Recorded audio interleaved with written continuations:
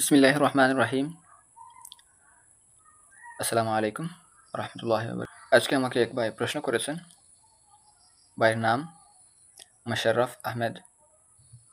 ভাই প্রশ্ন করেছেন, ইসলামে বলা হয় ধর্মে জবরদস্তি নেই, কিন্তু ইতিহাসে আমরা দেখি অনেক রাজা বা সরকার ধর্মের নামে মানুষকে জবরদস্তি করেছে বা অন্যায় করেছে। তাহলে কি ইসলামের কথাগুলো সত্য নয়? মানুষকে কি সত্যি স্বাধীনভাবে চিন্তা বা সিদ্ধান্ত নেওয়ার অধিকার আছে? অনেক সুন্দর প্রশ্ন করেছেন ভাই। এখন আমি প্রশ্নটির উত্তর দেব যতটুকু সম্ভব হয়। ইসলাম স্পষ্টভাবে বলে যে ধর্মে জবরদস্তি নেই। মানুষকে নিজে চিন্তা করতে, প্রশ্ন করতে এবং জ্ঞান অর্জন করতে উৎসাহ দেওয়া হয়েছে। ইতিহাসে যে ভুল কাজগুলো ধর্মের নামে হয়েছে তা তার ব্যক্তিগত ভুল। ইসলামের নিয়ম ও আদর্শের সঙ্গে তার কোনো সম্পর্ক নেই। কোরআন এবং হাদিসে স্পষ্ট নির্দেশ আছে যে চিন্তা ও পর্যালোচনার জন্য আহ্বান।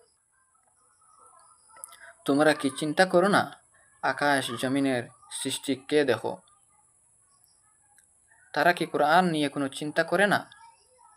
এরকম কথা কোরআনের মধ্যে আমরা পাই। দ্বিতীয়ত রাসূল সাল্লাল্লাহু আলাইহি ওয়াসাল্লাম বলেছেন, জ্ঞান অর্জন করা প্রত্যেক মুসলমানের উপরে ফরজ, চায় বেটি হোক বা চায় বেটা হোক। এগুলো থেকে আমরা বুঝি ইসলামে ধর্ম জবরদস্তি নয়, মানুষকে নিজে চিন্তা ও যাচাই করতে উৎসাহ দেওয়া হয়েছে। মানুষের আচরণ ধর্মের সত্যতা নির্ধারণ করে না। সত্য জানতে হলে ধর্মগ্রন্থ নিজে থেকে পড়া এবং বোঝা প্রয়োজন। আমি একদম সংক্ষেপে বলতে পারি, ইসলামে জ্ঞান, যুক্তি এবং সত্যের অনুসন্ধানকে সর্বোচ্চ গুরুত্ব দেওয়া হয়েছে। ইতিহাসে মানুষের ভুল আচরণ ধর্মকে ক্ষতিগ্রস্ত করতে পারে না। ওয়া আখিরু দাওয়ানা আলহামদুলিল্লাহি রাব্বিল আলামিন। আমিন ইয়া রাব্বাল আলামিন। আশা করি আপনারা সারারে আল্লাহ তাআলা বুঝার তৌফিক দিতা।